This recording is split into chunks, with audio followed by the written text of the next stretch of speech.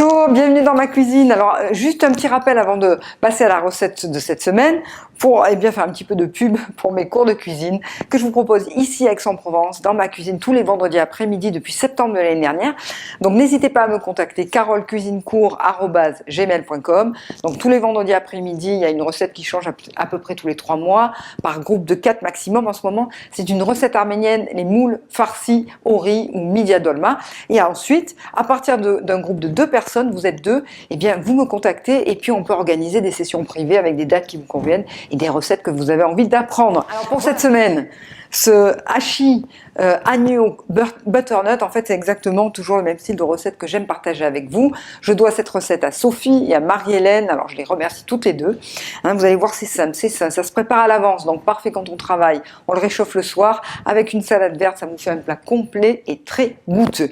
Alors pour ça, vous allez prendre de la viande d'agneau, comme par exemple de l'épaule d'agneau hachée, un butternut, un beau butternut, et pour assaisonner, de l'ail, de l'oignon, de la coriandre fraîche, ensuite bien entendu sel, huile d'olive, un petit peu de concentré de tomate, si vous avez du curcuma, un peu de cumin, de piment, du parmesan râpé, puis sans oublier un tout petit peu de pommes de terre. Voilà, je vous ai tout dit, c'est parti.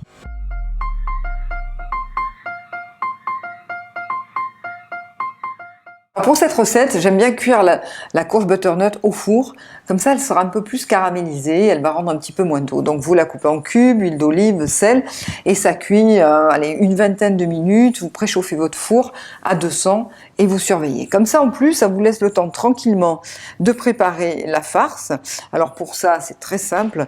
Comme d'habitude, on va faire chauffer nos 4 cuillères à soupe d'huile d'olive dans la sauteuse et quand l'huile est chaude, on rajoute toutes les épices.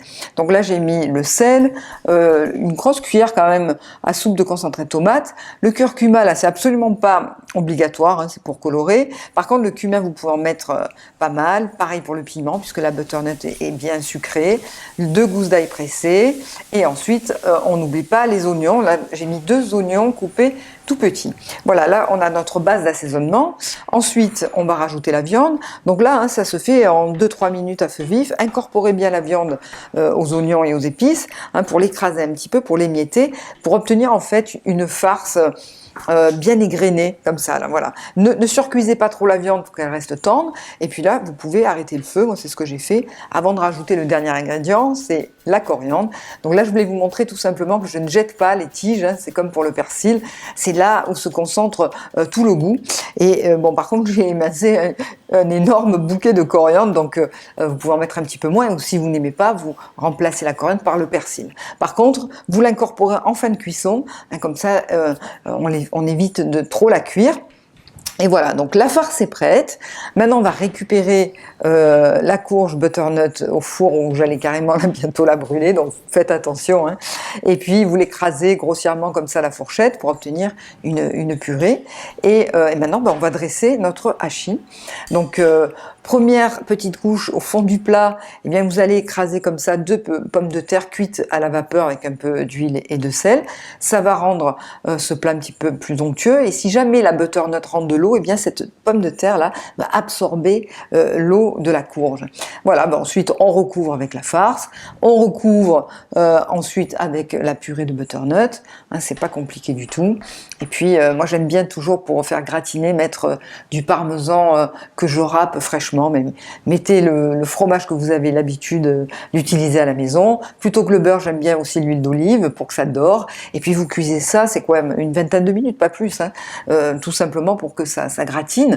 Et ce plat, je trouve ça, il est très pratique parce que vous pouvez le préparer à l'avance, vous le laissez au four. Vous allez avoir avec ces quantités-là 4 belles portions. Vous pouvez le congeler, le réchauffer le lendemain. Il est toujours bon, je vous assure. Alors, bon appétit.